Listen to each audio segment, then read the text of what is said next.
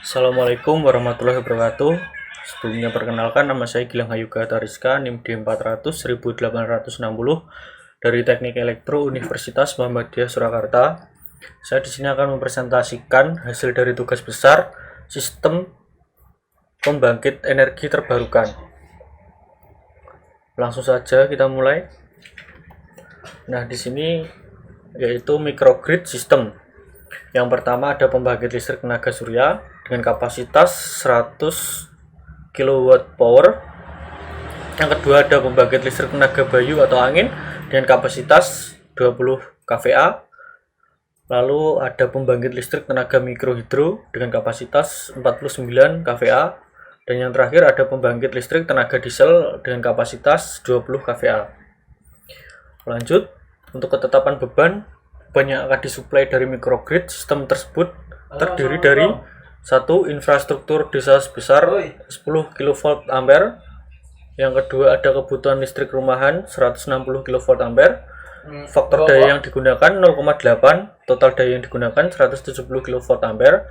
Maka 170 kV ampere kali 0,8 sama dengan 136 kWh. Untuk kalkulasi beban, perhitungan daya beban harian sebesar 136 kWh. Untuk perhitungan daya beban per tahunnya sama dengan 136 kWh kali 366, yaitu hasil 49.776 kWh. Untuk perhitungan daya beban per bulannya yaitu 49.776 dibagi 12, yaitu hasilnya 4.148 kW. Lanjut, untuk perhitungan daya PLTS 100 kW power. Total daya panel surya watt per day sama dengan total konsumsi energi per hari. Total daya panel surya sama dengan 136.000 dikali 50% dikali 1,5, yaitu hasilnya 102 kWh per day. Kebutuhan daya panel surya, total kebutuhan daya panel surya WP sama dengan total daya panel surya dibagi panel generator faktor. Total kebutuhan daya panel surya sama dengan 102 kWh per 3,4 sama dengan 346,8 kW power. Total daya yang dibutuhkan panel surya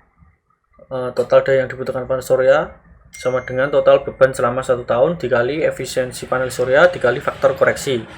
Total daya yang dibutuhkan panel surya sama dengan 136.000 dikali 366 dikali 50% dikali 1,5,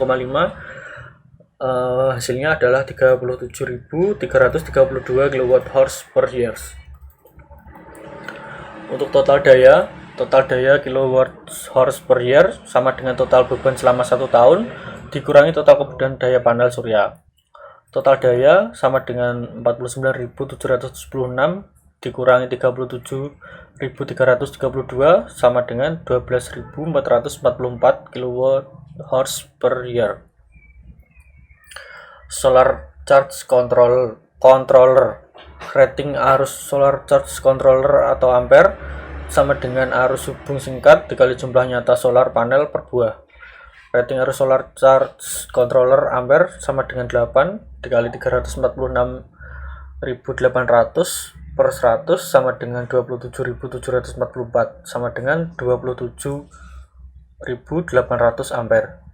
Untuk baterai, total kebutuhan energi baterai satuan watt sama dengan total konsumsi energi per 100% kurangi 5% watt. Total kebutuhan energi baterai sama dengan 136.000 per 100% dikurangi 5% sama dengan hasilnya 143.157,8 watt. Lanjut, untuk data kalkulasi sumber daya alam, di sini A sama dengan 1, karena NIM saya berakhiran 0, maka untuk A-nya yaitu 1. Pada bulan Januari untuk kecepatan angin 370, Februari 190 dan seterusnya. Untuk kecepatan angin meter per second 188 pada bulan Januari 188,7, Februari 96,9, dan seterusnya pada bulan Maret sampai bulan Juli yaitu sama. Lanjut langsung saja pada output daya PLTS.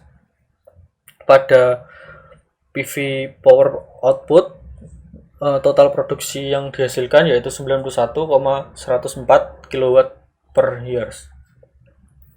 Lalu untuk output daya dari PLTB yaitu yang dihasilkan total produksinya 114,148 kW per tahun. Lanjut untuk daya output PLTMH, total daya produksi yang dihasilkan yaitu 23,303 kW per year. Lalu untuk biodiesel outputnya yaitu mencapai marginal generation cost 0,3, dan untuk hours of operasinya 1336 hours per years.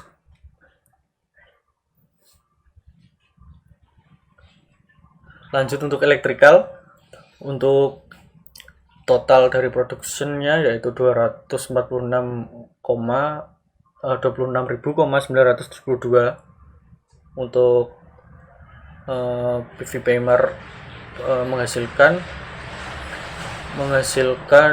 hanya 36,9%.